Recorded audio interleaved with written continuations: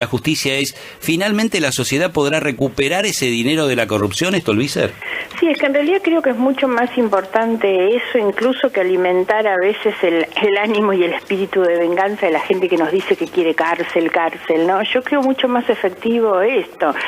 Lamentablemente esa ley, que es la ley de extinción de dominio, una ley estipulada con características de acción civil para que el Estado recupere bienes que fueron utilizados para hechos de corrupción o que son el resultado, el producido de un hecho de corrupción.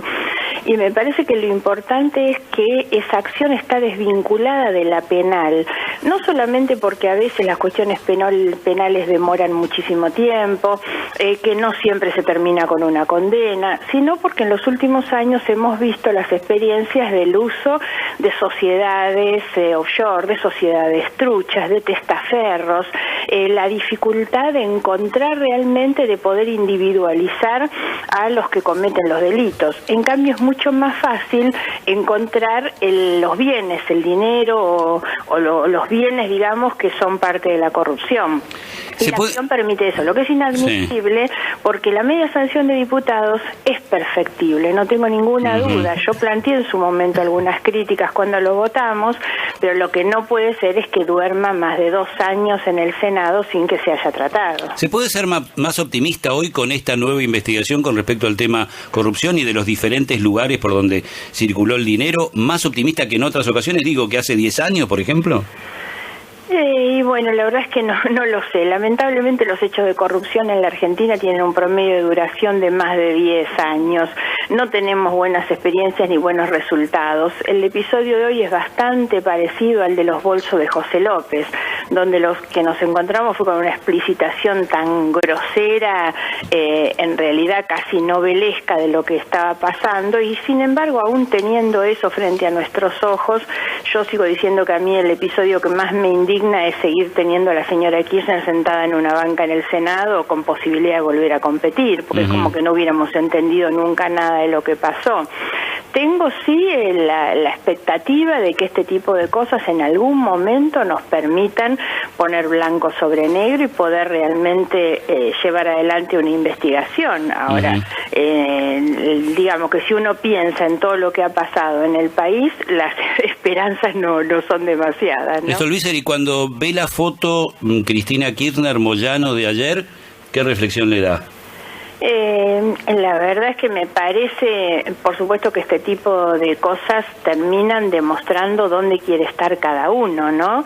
Y yo creo que la foto esa demuestra una decisión de unir no solamente 2 personas, 2 historias, 2 formas de práctica, que en algún momento se distanciaron y que tenía que ver también con conveniencias particulares. Yo insisto con que hay que pensar mucho más en la Argentina que no en las fotografías. Y pensar en la Argentina es tratar de construir una alternativa política que impida que esa sea la alternativa que exista frente al gobierno. Porque el gran problema es que esos dos se pueden juntar hoy por el desastre que es el gobierno. Si el gobierno de Macri hubiera cumplido con una parte de las cosas que prometió para llegar en la campaña electoral, seguramente esa foto no tendría cabida. Si el gobierno se hubiera comprometido mínimamente a llevar adelante las investigaciones que tenía que llevar y contarle a los argentinos lo que había encontrado, y esa foto seguramente no podría andar.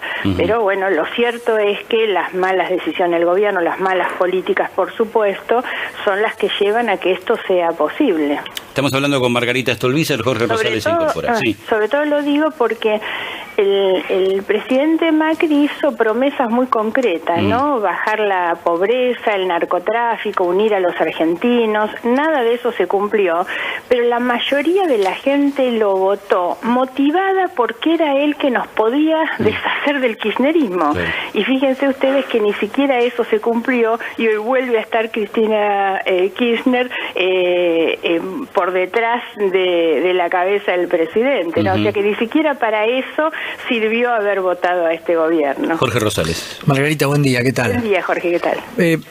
El fiscal Policita acaba de pedir la elevación a juicio de la causa conocida como Los Sauces, que se inició a partir de una denuncia suya en el 2015.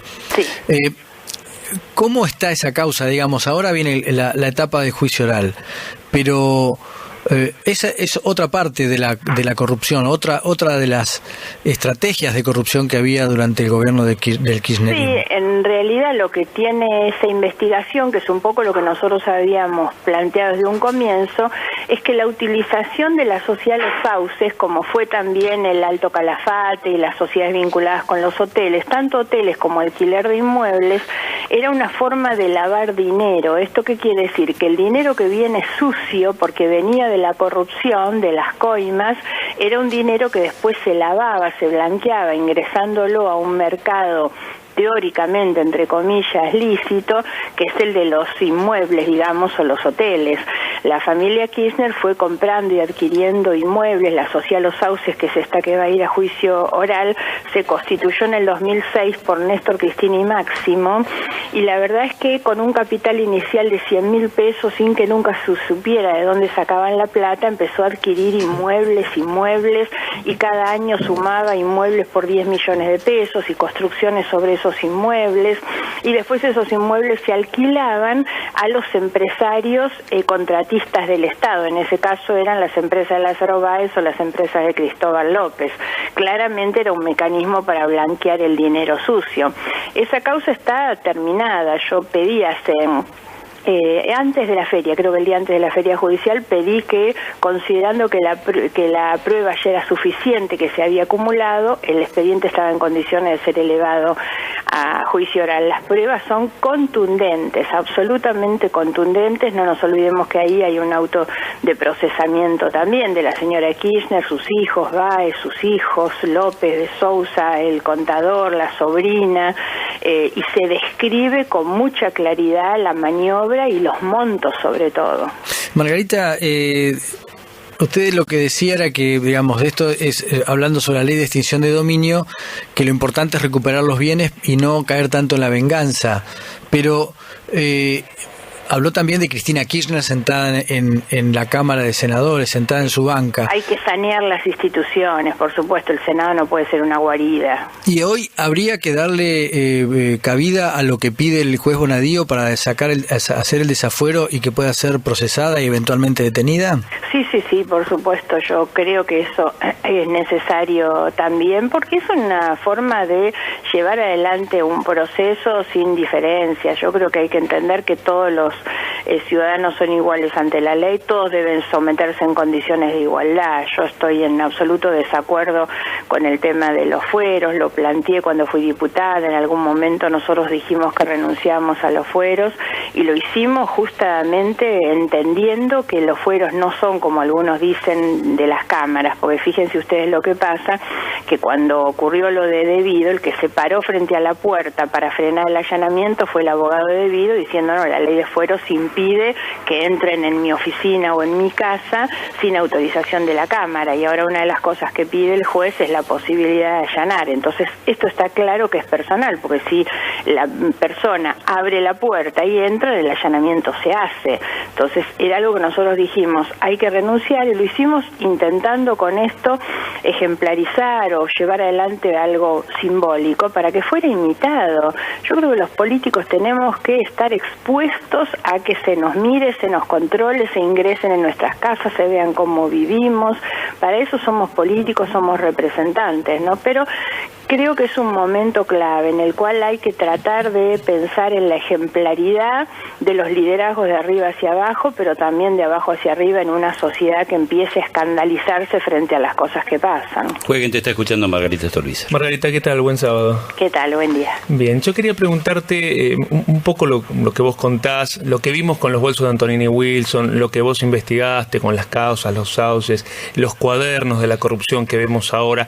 Mucho termina obviamente en plata blanqueada para los bolsillos de los políticos que se enriquecen ilegalmente, pero, y yo se lo preguntaba recién a Juan Carlos Morán, mucho termina también sosteniendo, digamos, este mecanismo de corrupción, avalando un financiamiento ilegal de campañas. Digo, ¿vos pensás que esto es un mecanismo solamente del gobierno anterior o es algo que cruza en general a la política? ¿Y qué tiene que hacer la política y qué tiene que hacer este gobierno para cambiar esto?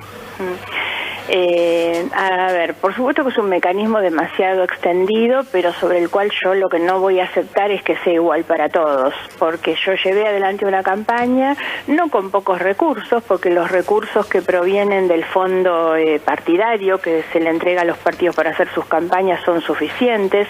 Lo primero que debería existir es un pacto para cumplir estrictamente con lo que las leyes dicen y no gastar más de lo que se gasta, porque el gasto de las campañas políticas en la Argentina es una obscenidad, es una brutalidad que en un país que le pide ajuste a todo el mundo y que tiene los niveles de pobreza que tiene, se gaste lo que se gasta en campañas electorales. Ahora, está claro que a partir de la investigación que se está haciendo sobre el financiamiento ilegal de la campaña del oficialismo, de la campaña de Cambiemos, estamos frente a un fenómeno que sinceramente yo no lo conocía en esa dimensión, que son miles y miles de personas a las que se les roba la identidad para ponerlas como aportantes de sumas que nunca aportaron, con la inmoralidad brutal que significa que no es que ponen a los candidatos o que ponen a los militantes o a los funcionarios, ponen a empleados que hoy tienen terror de hablar por el miedo a perder el trabajo, y ponen a beneficiarios sociales que ni siquiera saben y que copian las listas del padrón. Me parece que pocas cosas hay tan pero tan inmorales, ¿no? Entonces como que la práctica se ha ido degradando, y me parece que tampoco se puede cambiar la vara para medir este tipo de cosas, porque yo fui muy crítica cuando encontramos que la campaña de la señora de Kirchner se financiaba con dinero de la efedrina, de los empresarios de la efedrina, y lo que siempre dijimos es: no puede ella ignorar cómo se está financiando su campaña. Entonces lo que digo frente a estos es que no pueden ellos ignorar cómo se está financiando su campaña, y me llama la atención que los candidatos más votados de la provincia de Buenos Aires no dan la cara, nadie da una explicación. Ellos creen que los bonaerenses no tenemos mérito para tener una explicación de parte de los candidatos, están escondidos, literalmente escondidos. Margarita, la última